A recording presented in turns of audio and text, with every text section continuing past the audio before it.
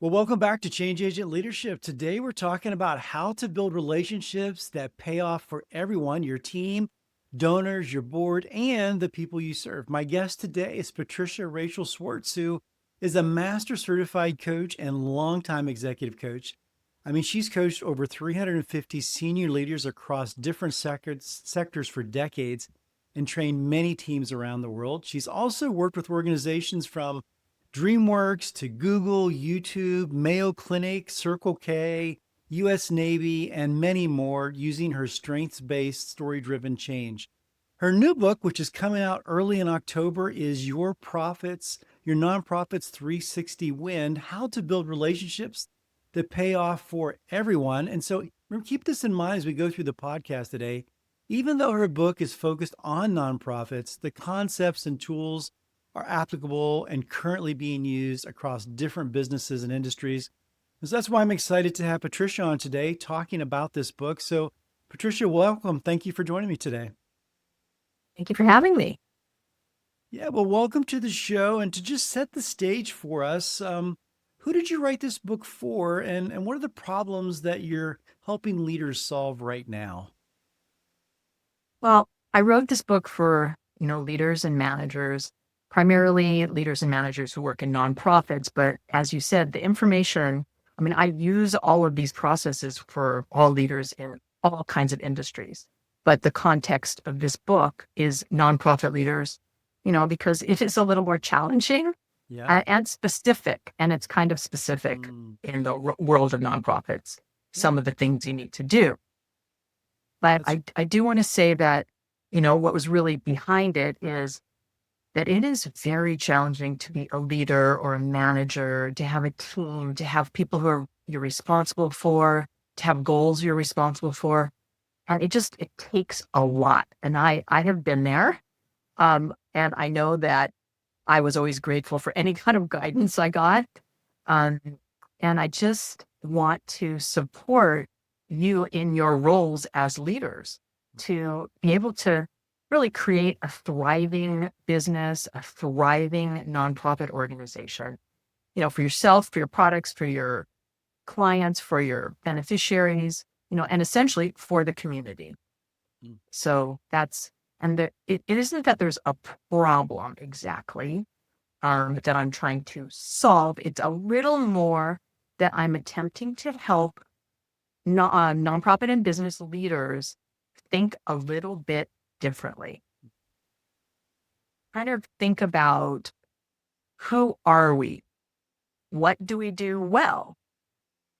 And what challenges, given all of that, can we turn into opportunities? So that's different than a problem solution approach.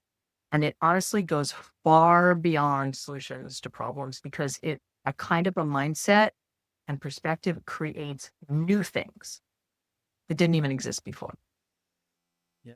No, thank you for sharing. That's great. And there's not a lot of books out there. A lot of them tell people how to maybe run a nonprofit or how to run a board meeting. And that's not what this is about. This is about growth and development and growing to the next level. We'll get into that soon. But you use the phrase 360 win, which I love. Can you give us like a 1 minute, a short definition? How does a 360 win change the way leaders approach relationships? So, short definition, a 360 win is a win for all parties involved Hmm. from their perspectives. Okay. So, all parties involved would be called stakeholders. All the people who have a stake in the success or a nonprofit or a business or any kind of a project. So if you think of a circle, 360 degrees is the degrees of a circle. And on that circle are these spots. And let's say there's a person on those spots. Those are the different perspectives on what a win is, because you've got all these different people involved. You could have tons of different kinds of people involved in the success of something, right? So that's what a 360 win is. And, how does it build a relationship or any relationships with funders? How does it support your organization to grow and develop and thrive? Really, that's the question. So if you're a nonprofit, let's just do an example. Let's say you're a nonprofit. uh, this is actually a place where nonprofits and businesses intersect. Okay. If your nonprofit that offers business courses to women and men who want to start their own businesses, you've got certain stakeholders. So what are their wins? So let's first look at that before we talk about building the actual relationships, because you always, I mean, a big part of this book is about not just us and how we are thinking and everything, but how we are interacting with our stakeholders. So first we have to understand them. So let's say you've got some of the stakeholders are women and men in the course. Well, what would their wins be? And let's pretend like we're them.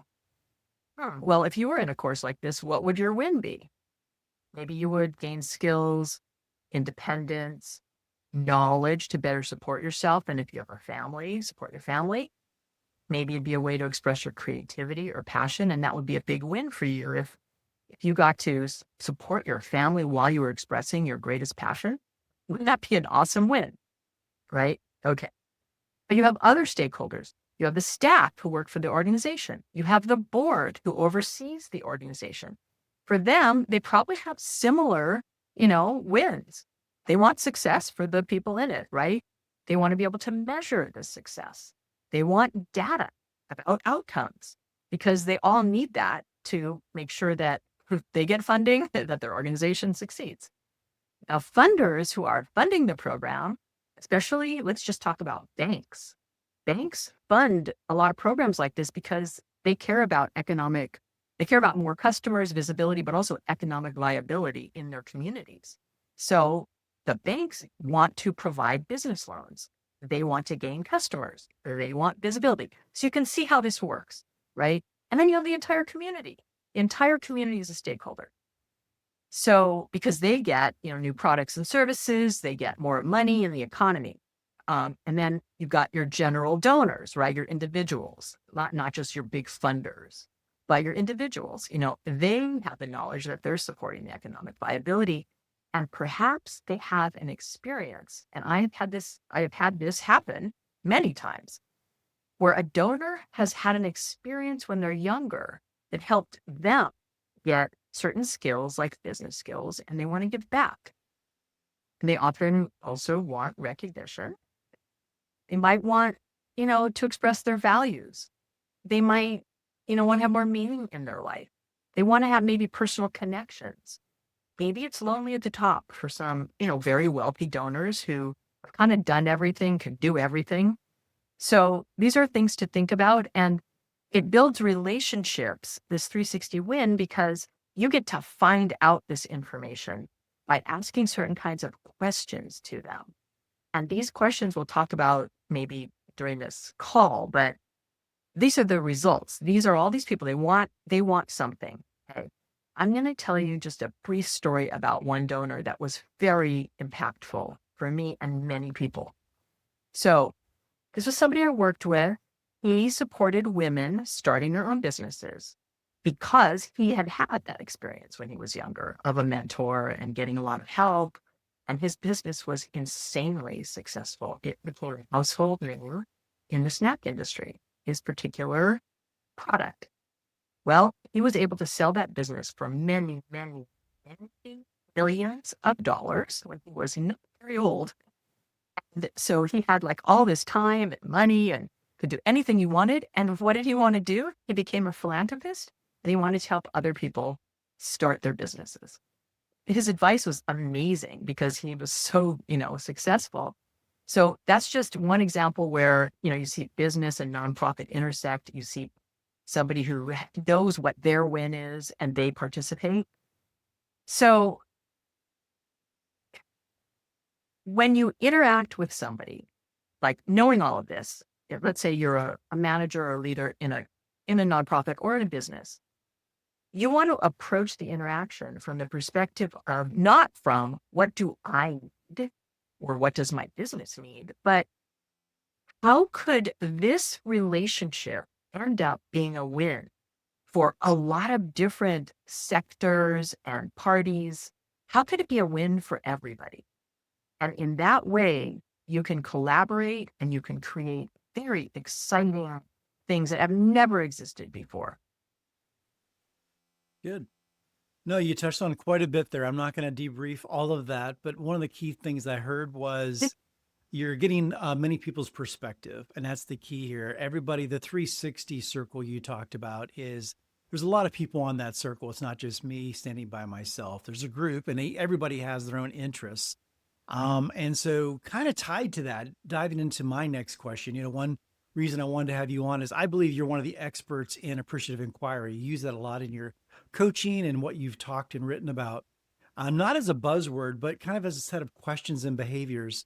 A lot of people may be new to appreciative inquiry. So, why is it so powerful in building relationship, especially in fundraising, like board engagement and team culture? And I know you use it a lot throughout your book. So, just help unpack that for our listeners, the appreciative inquiry, and how does that tie into the 360 win? Okay. So maybe I should define it first just to Well, be, there you go. yeah, I'll define it. Okay. So appreciative inquiry itself is a way of looking at people or systems or organizations. It asks the big picture question: what's working here Mm. and how can we build on it? It comes from the words appreciate and inquire. So if you think about appreciate, that means to value something or esteem or honor, but it also means to grow in value, like stocks appreciate, Mm. we hope. um, Inquiry connotes curiosity or discovery and, probably questions. You put it together, you get curiosity about what's valued, curiosity about what's growing here, like kind of like, what's working. Now, we need questions for curiosity. So to express our curiosity, we ask questions. The key question in appreciative inquiry is called the peak experience question, and it has to do with a person's best experience with anything, really, with anything. But in this case of organizations, it has to do with the person's best experience in your company, your organization, your nonprofit, your project. That's what it has to do with. So it builds relationships because when you ask somebody a question like, tell me about best experience you've had, um, with our organization as a donor, knowing that yourself, you would want to know that this donor has gone to a few things and had some experiences before you ask that question. But as a caveat, if that donor is new and they have not gone to a lot of things, you can ask them the same question, but you can ask it about the cause of your organization. Like if you're, I don't know, youth-oriented organization, you can ask, tell me about your best experience with working with youth or yourself as a child. So you ask this kind of a question. In that process of asking a question and listening to the answer, a natural trust-based bond is created. It's a very engaging. The process, it creates positive emotions for somebody to think about a best experience. People love thinking about their best experience. Now, we are wired in exactly the opposite way. We're wired for noticing threats. We're wired for negativity. So that's kind of tiring for most people. And it's very unusual to be asked, tell me about your best experience in X. I mean, it's like a big relief for people to get a chance to talk about it. So in that way of engaging on a question that somebody feels really good about, it just creates a natural bond. And interestingly, I already knew this was happening, but this was studied. And it was studied to the point where research shows that when you engage in these questions and answers, you and the person you're listening to are creating greater well-being for both of you in terms of more positive emotions, more engagement, greater sense of meaning, and a sense of accomplishment. So talk about a powerful process that's really simple and can take a whole 10 minutes to increase your health and well-being. Yeah. This is it. No, that's great. And I like what you said there at the end. Well, I like all of it, but I like what you said at the end, which is, it's a win for everybody. A lot of times we are wired to go, how do I fix this? So in other words, if I'm working with somebody, how do I fix you? We don't say that, but that's kind of, if someone gives us a problem, we're always like, well, how do I fix this? And I like the appreciative inquiry approach where it is, well, what's your best experience you've had? What's working well? So not to put you on the spot, but if could you, just as a takeaway in this area, could you give us one, say, best experience question that any leader could use this week with a board member or a donor or even a team member or team lead? What's just a question they could use, people could practice? Absolutely. Before I do that, I'm just going to mention that the peak experience question Mm, is what gives you the data to create the 360 win, the win for each party. Because mm, once you find out what their values are and what they think is yeah, important, it's pretty easy to understand what a win would be for them. that makes sense. It Yeah, just it just leads right to it. So yeah. um yeah. So first, how about before I give you all a question to use this week, how about we just do it right? Try it for yourself because it always helps to do it on yourself. Mm, Always do it on yourself first. So hopefully that's okay. So just take a breath, just relax and think about this for a moment.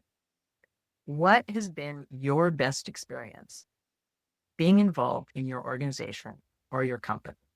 You may have had lots of experiences, some positive, some not so positive. Thinking about those, choose a best experience. Maybe a time you felt really engaged, really excited about something you were involved in. Maybe you were on top of your game, you were learning new things. Think about that for a moment. How did you feel? Who was involved? Take a moment, and even if you have a moment and you have some paper or a computer, just jot down like 3 or 4 points about this best experience. Like, what was going on? How did you feel? That is probably the most important question. How did you feel while this best experience was going on? I mean, maybe you felt confident, engaged, joyful, excited, peaceful, confident, as I think I said confident, trusting. Like, what are some of the feelings that you had? Jot those down because those are a great source for resourcing yourself.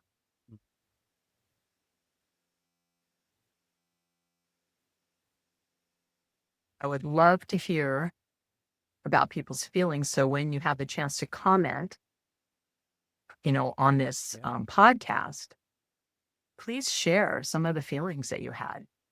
Now, there's a second part to this. Let's imagine that it's the end of the day and you're feeling those same feelings. And how are you going to feel those feelings at the end of the day? First, you can simply just think about this same thing you just thought about. So right now, just think about it again. Pretend like it's the end of the day and you're just feeling those same wonderful feelings. Now we're back here. It's not the end of the day anymore. Jot down what you did during the day to get to those feelings. There might have been 2 or 3 things you did. Maybe you asked somebody else this question. Maybe you noticed something positive that somebody did. Just jot down 2 or 3 things, and those could be all things you do today, including asking somebody about their best experience in your company or your organization. A time they felt very engaged, very excited about what was happening. And what feelings did they have? And then ask them to tell you the story. And then your job is to listen and enjoy it. It's kind of like milk and cookies time. You get to hear a story in the middle of the day. No, that's great. I think I feel like I'm back in Santa Barbara with you in a class, but It's good. Going through that, I've done that myself. I've used it with others. I actually feel relaxed. I was going through this as you were talking. I was thinking back to my situation and my example, and I was like, yeah, I naturally felt. I'll be honest, I just felt relaxed. I actually do still feel relaxed. Not that I was stressed, but it just lowers you because in that time you asked me to think about, and hopefully our listeners are thinking about. It gave us a real context, right? It's not hypothetical. It actually happened. I think that's one of the keys here is it actually happened. And then it's helping other people experience that and then moving on to the next. So that's great. And you do that with board members as well, right? It's important for everybody to come to that conclusion. So how we move forward again, the idea is the 360. It's not just how does Patricia feel? How does Jonathan feel? It's how do all of the board members or how do all of the team feel? So yeah. Very powerful. Well, thank you very much. And I do hope people will comment and we can follow up again. I will have Patricia's contact information in the show notes. So feel free to reach out to her. You'll be able to get directly in contact with her if you'd like to have coaching with her or other resources or have her help you with your board. She can do that. So let's move on to you talk about, let me get this right, relationship building for prosperity. The RBP model puts stories at the center and maps of how projects move from identity to legacy. You talk about moving from identity to legacy. And you talk about in your book the five I's and one mistake leaders make at each step. So I'm going to just quickly say the five I's, which is identity, inform, interest, invite, and invest. So you talk about those five I's as being really critical and kind of what mistakes that leaders make. Could you walk us through each one, starting with identity? Like, what is the concept here for leaders? Thanks for asking. So it's identify. So you're identifying the stakeholders, Mhm. like who are the people? It's not just anybody, some nonprofit organizations, for example, are like, we need some warm bodies on this board. No, that is not what you want to do. Or we I've need been some there. warm That bodies doesn't to come go here and give well. us money. Yes, that doesn't go well. No. Yeah, we don't want to do that. No, we want to have some criteria and then determine who are some stakeholders who Mm. have potential, right? Who are some people that have kind of been around our organization that we'd like to consider that they might be potential donors, prospects. They might be prospects for board, prospects for donors, or prospects for some other role that we have in the organization. Mm. Now, you don't want to chase warm bodies. You don't want to try to get lots of people. You want to try to get the right people. So that would be a mistake to avoid. That relates to scarcity and abundance. And that relates to the peak experience question. So when you have a story of your own best experience, best thing you can use it for is before you do an identify process, remember your peak experience so that you calm yourself down and you get out of the fight or flight and threat mode and into this wonderful creative place because you need to be creative to do major donor fundraising, to bring in prospects, to do customer prospecting. Anything you're doing where you're reaching out, you need to be in a creative place. So you use your peak experience story, you feel those feelings, and then you won't get into, oh my God, chasing. Yeah, you won't do it. You will instead say, oh yeah, I remember I had this great interaction and that person asked me, what are some of the things that we need? I forgot about that. And you remember things when you're in that great space, right? Okay. Inform is the next level. And my relationship building for prosperity model is an upward spiral. And it shows people moving around and moving up around the center of the organization and moving closer and closer as they go from identify to invest, which is a legacy level. So in the informed phase, you're giving information, but you want to be careful about just giving the right amount, not a lot, just the right amount and the kind of things that they care about, right? Because in the identify process you did, you have hopefully started to ask them some questions. And so you know what kind of information to share with them. So you go identify, inform. The next level is interest. You look for curiosity signals. You continue to ask questions. This is where you might ask the peak experience question, or you might have already asked it in the identify phase.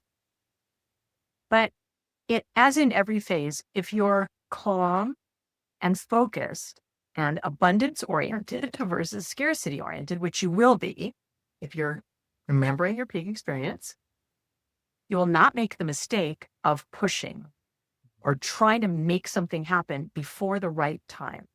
So much of, many of you probably know, so much of kind of influencing or persuading people has to do with noticing the timing.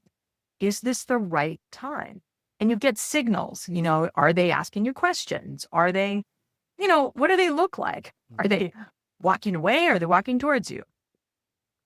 The invite phase is the second highest level. This is where after you learn all these other things, you possibly get involved with other people in your organization to design a customized next step. And that process is part of my book, and it's called a strategy session. So you would come up with something based on the information you have, but you get help from other people who have like a little bit of an outside perspective or might have more knowledge about that person. And so you specifically invite them to something that would be the right thing for them based on the data that you have. You want to avoid a generic invitation at this stage. I mean, later, when you have a group of people who all give $5,000, or all the people who are customers for 10 years, that's different. You can generically invite all of them to something.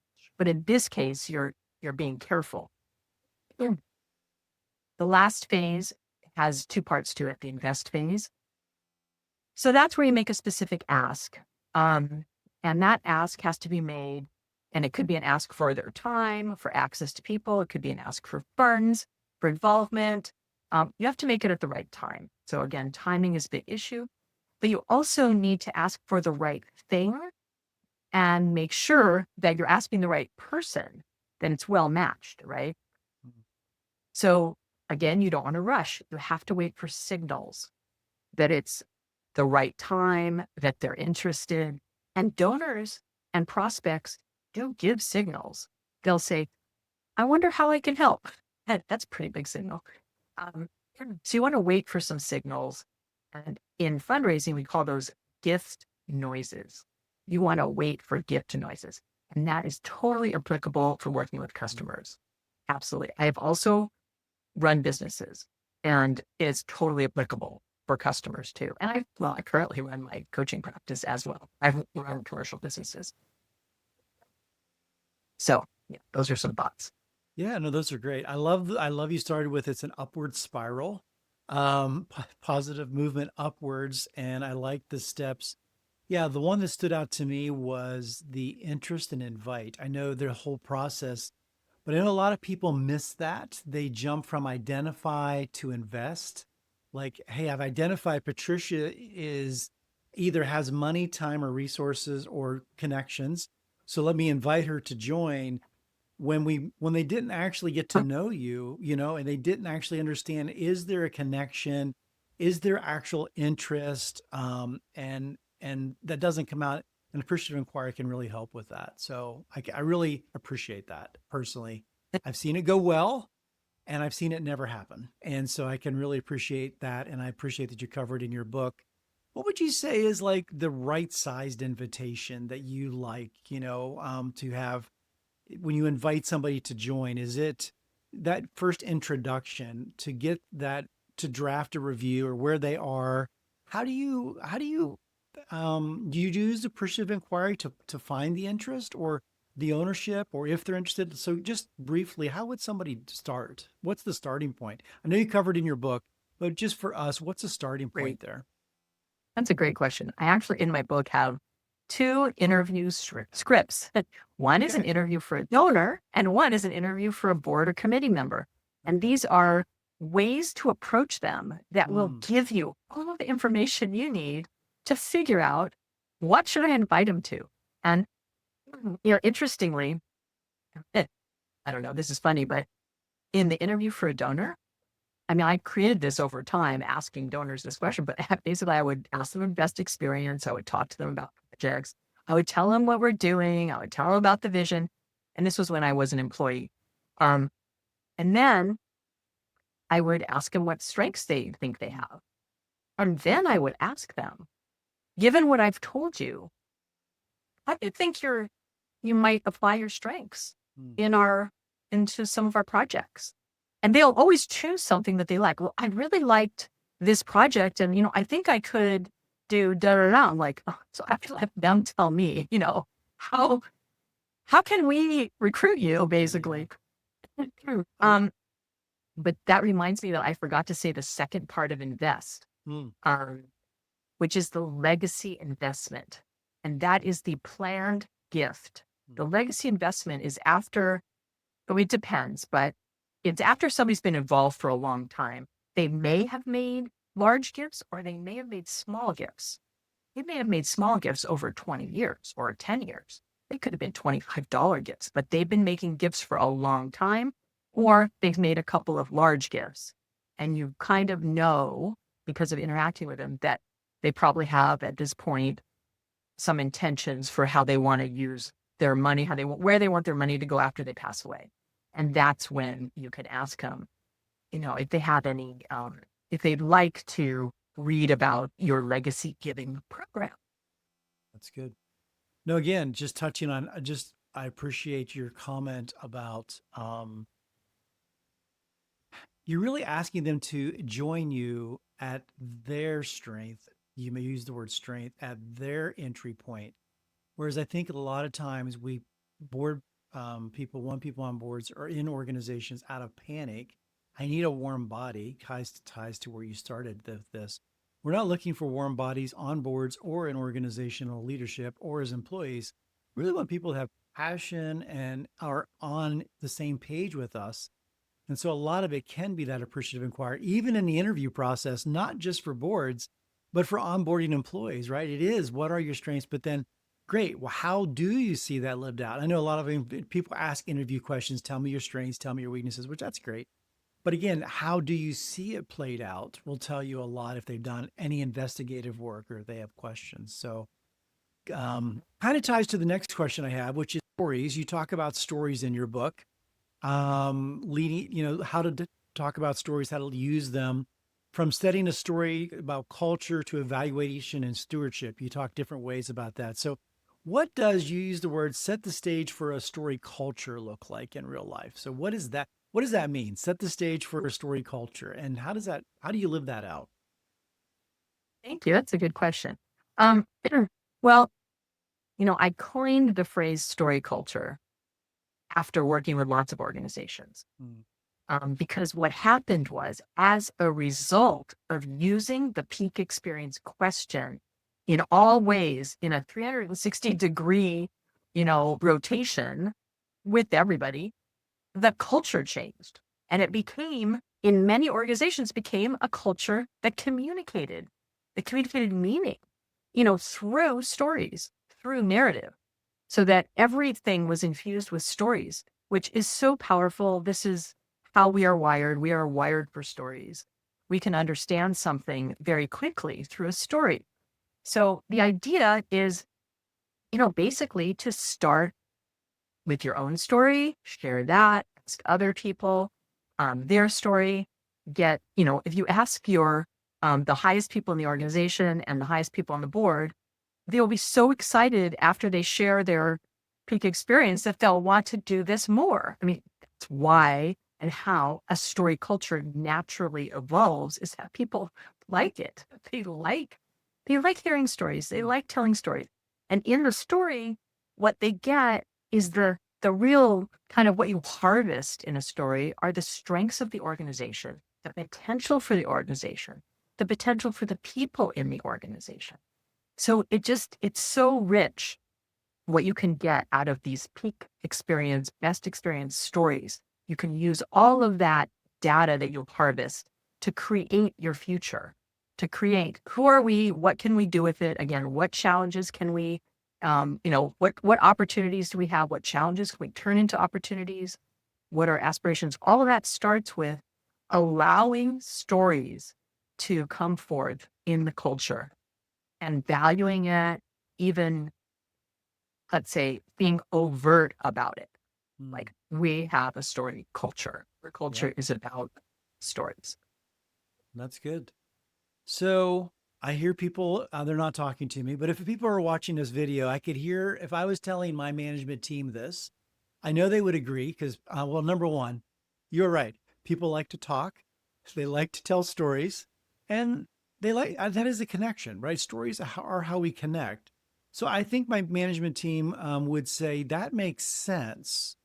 But then what do I do with it? So could you talk about in your book, could you talk a little bit like what do you do with that? So how do you review, reflect, or initiate inspired action out of that? Or Yeah. um evaluate. I know you used other words in your book. I'm not getting them all of them here, but just briefly, people need to read the book, but briefly, how do you then take it and put it actually into action for the second half? That's great. Great. Um, So you have all this, basically, you've spent some time on what's called discovery. You've Mhm. discovered the strengths. You've discovered all this stuff about your staff, maybe your board, your donors, Mm, your customers, whether you're a business or nonprofit, you have data. Then what I highly, highly recommend, I have it in my book and I have the guide for it, is that you have regular strategy sessions with your team. And the team could include people in marketing, people in communications, mm, people in sales. In nonprofits, it's people in development, people in marketing, people in communication, executive level. You're all together and you go through this guide that I've created that you coach each other on, essentially, so that you use the peak experience information to kind of think about what would be a good match for this person. People in the group share what else they might know and what might be coming up in the future that could be leveraged as an invitation or the next step with this person, so that your strategy sessions, usually I recommend that you have about an hour and a half every 2 weeks. And that during the strategy session, two different people get to be quote unquote coached mm, by the other people. So, a lot of teams are like 6 or 7 people. That's kind of a very good size. Even 3 or 4 is a good size. And there's a guide where you can ask certain questions of the person and it elicits a lot of fabulous information. And you can kind of figure out where the person is in the upward spiral mm, of the relationship building for prosperity spiral, which is a physical thing. And in the book, there's a map. You can literally, or a diagram of it. I call it the strategy map. And you can say, oh, they're here. They're in between, invite and, invest. Like that's where they are. Okay. How are we going to move them to invest? And that's the conversation you have. So it's a very helpful thing. So that's the biggest thing where you can review your mm. donors and you can reflect on them and you can decide on action. And there's a whole accountability piece in this group coaching process. I also go into organizations and lead the process Mhm. because sometimes, facilitate because sometimes everybody wants to participate and then there's nobody to facilitate. So then I come in and facilitate and then everybody can participate. So then, and then the other 8, inspired action, evaluate, elevate, and solicitation, those are the things that happen. The inspired action is the sustainability piece. How do you keep yourself in the right place to Mm, keep doing the work? Because in nonprofits, in businesses, in healthcare and higher ed, and all the places I work, it takes a lot. does. You've got a lot to deal with. You need to keep yourself resourced. So that's what that section is about, because after you've done all this work, and this whole book is a step-by-step guide. That's it, the story's steps. So it's the steps that you take as you go forward. So you're keeping yourself inspired, and then you need to evaluate. You need to evaluate everything you've done. You need to move your donors up, your prospects, your customer prospects up towards the, top of the spiral. So you're always, taking some time, every few months to evaluate how are we doing? What were our goals?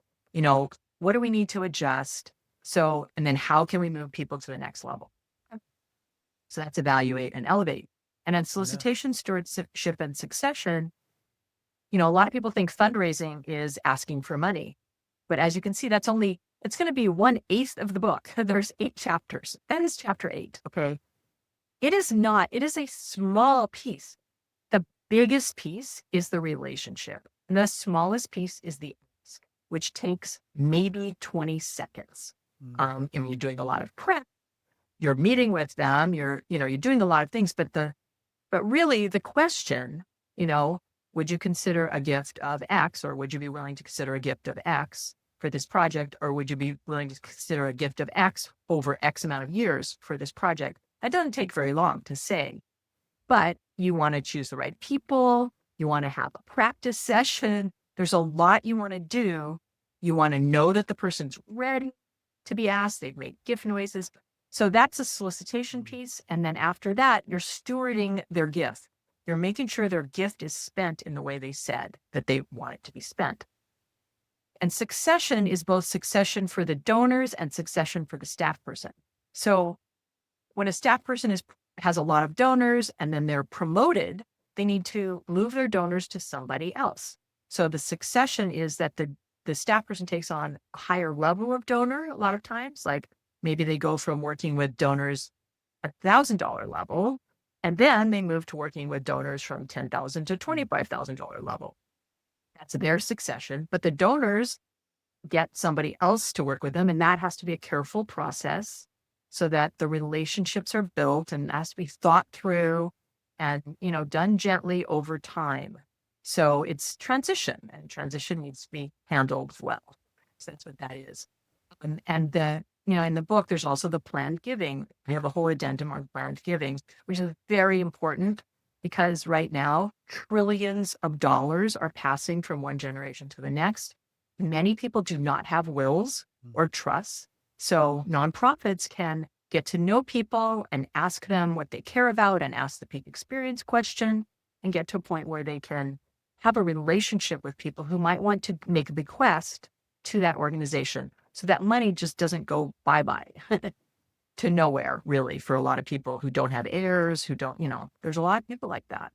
So that's kind of a big picture.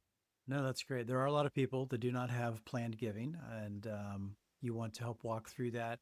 Again, I think my biggest takeaway as I'm going through the book is you're basically given a blueprint to people that may be entering fundraising for the first time, or they're helping become a board member, or they want to help the board grow. You're actually providing the blueprint for how do you on ramp and everything into the process, which is great. You mentioned that you have several resources in the book. One of them is you include a donor engagement mindset assessment. So I believe that's kind of contrast short-term problem fixing with long-term strength partnerships. So you kind of have a little bit of both there.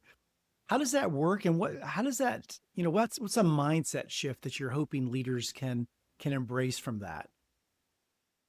Well, I'm going to tell you one I had to illustrate this mindset shift.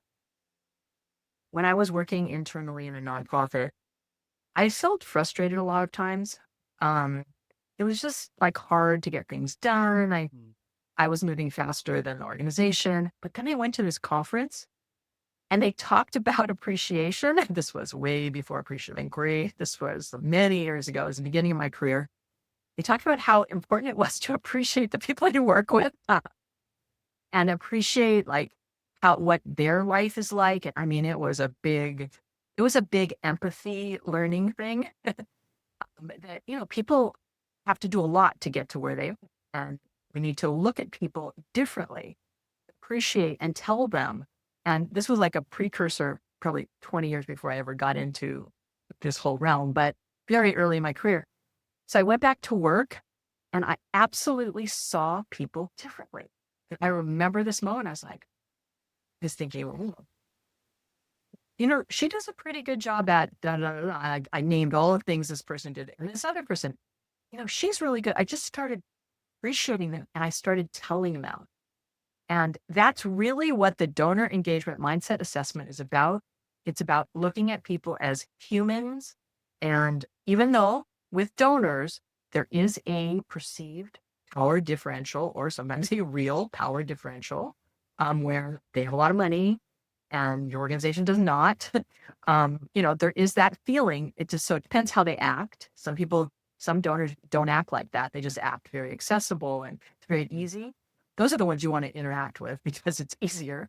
But sometimes you will interact with the ones that are a little more challenging, so you have to be prepared. But looking at them as people versus looking at them as people who can fix a problem or as an ATM, you don't want to look at them as an ATM. You don't want to see dollar signs in their eyes.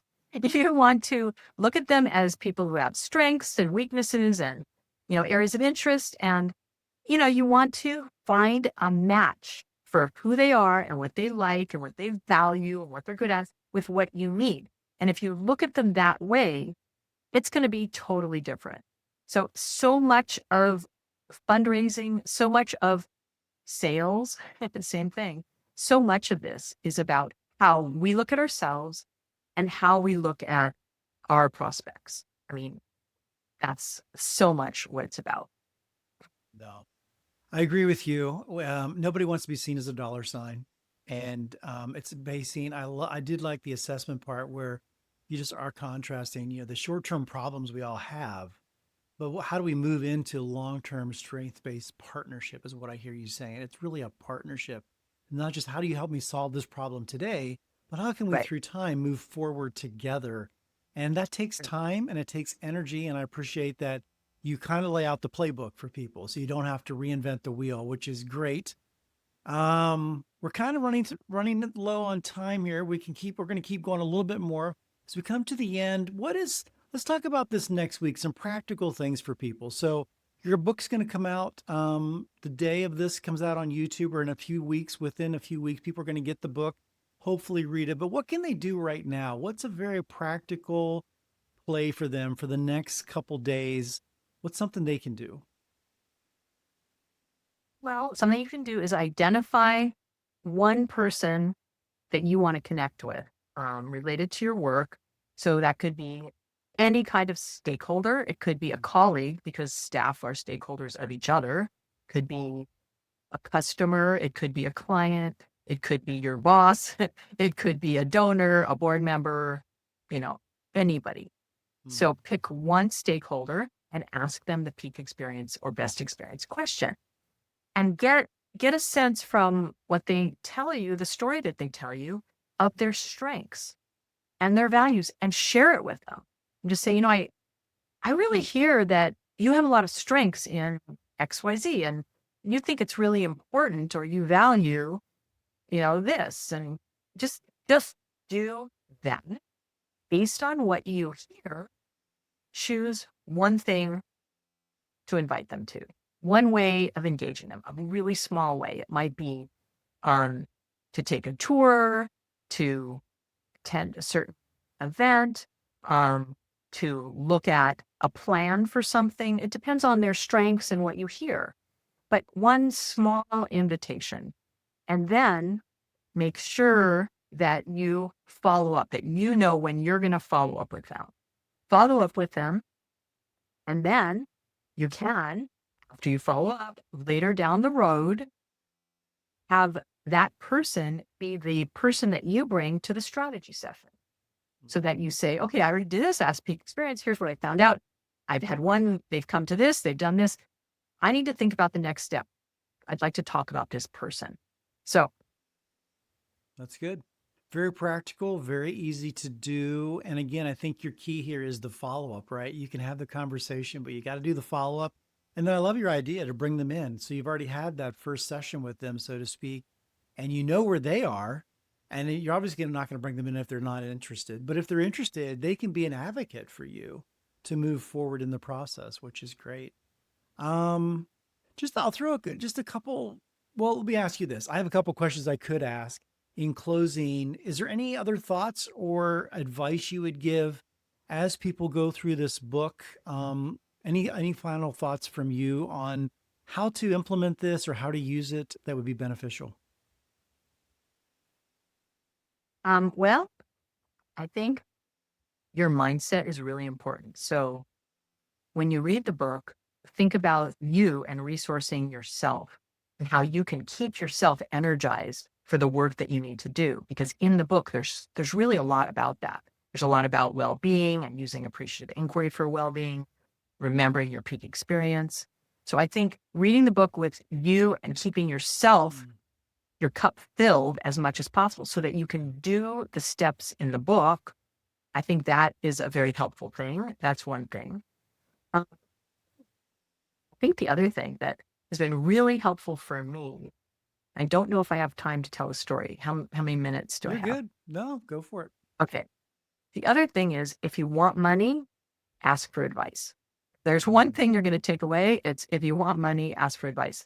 So I just want to tell this story that was a knock your socks off experience that I've had, where I had, I was an executive director in a nonprofit. We had honored a donor who was a major donor for many, many years at one of our galas. And I was in charge of that. So I got to know him over like 6 months. He had told me that if there was ever an issue, I could call him. And I knew back then, this was kind of early still in my career. And I knew back then that it would be pretty smart for me to stay in touch with this person who was very powerful in the community. So I kept finding reasons to contact him. So I would contact him. I would have in-person meetings with him and I would just ask him for things, his advice. And it was really helpful. I mean, he was really smart. He was particularly good at real estate too. And then our organization got really full and we needed a much bigger facility. So we were looking for a site with the intention of creating a capital campaign to buy property to build on. And we weren't really looking yet for a site. We did a whole study in the community. We found out what we need. We found out what people were saying. And we realized we needed to have kind of a big campaign because we needed a certain amount of square footage, and we needed to build it because it didn't exist anywhere. We knew it didn't exist yet. And then the realtor happened to call us and say, wow, this property just came on the market. You gotta come look at it. So our whole leadership team went and looked at it. Wow, it was so impressive. However, the realtor said there's just one little issue. I think this property is going to be on the market for a while because there's a stream running through it and there's an environmental issue related to that stream. There needs to be, because there's been endangered species around that stream. So they need to do an environmental impact report. And, people aren't this property has an issue because people aren't necessarily going to buy it because they'd be worried about, well, what if they can't do anything with it because of their endangered species? So, and it was the perfect property. So I went back to my office and I thought, you know what? This is a case. This is a case for my, that major donor who kind of became my mentor. I called him up. I said, well, I don't know what to do. This is the perfect site. We haven't even launched our capital campaign. And, but it has this environmental issue and, I don't know what to do. So he said, well, so they need to do an environmental impact statement, right? I said, yeah. He said, okay, how much is it? And I said, 2.4 million. And this was 20 years ago. Okay. This was not today. This was 2.4 million many, many years ago, like 25 years ago. So he says, oh,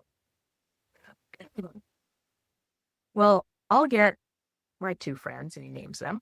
I'll get my two friends together. We'll buy the property. We'll do the environmental impact report and we'll get the statement. We'll find out what the issues are. If there are too many issues to build, we'll deal with it. If it's clean and clear, we'll transfer the property to your organization. Boy, did I nearly fall off my chair. Yeah. I was nowhere near asking him. I wasn't even thinking of asking him. So this was an offer. So this is what happens when you've asked a lot of questions, you've engaged, you've had them tell you what's important to them, you've done all these processes, and then you have an issue and you ask for advice. They offer. I mean, this is not the only time this has happened. It's the largest offer, but it's not the only offer that I've gotten for my organization over the years that I've worked. Wow. No, thanks for sharing. I mean, but again, there was a long runway. That was not the first ask because it would have been no. It was many years in building that relationship. And again, I think your story just speaks to your credibility in this book So thank you for being on. I really appreciate you being on. I look forward to others reading your book and being part of what they can do to move their organization forward. So thank you so much for the many practical tools. For listeners, the book is Your Nonprofit's 360 Win: How to Build Relationships That Pay Off for Everyone. I think you've heard that through the podcast today. This is for everyone. I'll link it in the show notes along with ways to connect directly with Patricia and her coaching work. If this episode added value to your day, please hit like and subscribe. Drop a comment. Love to hear how this book has helped you and your nonprofit and how you're moving forward. If you're looking to grow in leadership, please also leave notes in the comments for what you're looking for. Until next time, I'm Jonathan Hankin, your change agent coach. Keep leading, keep growing, and keep changing what matters. I'll see you next time.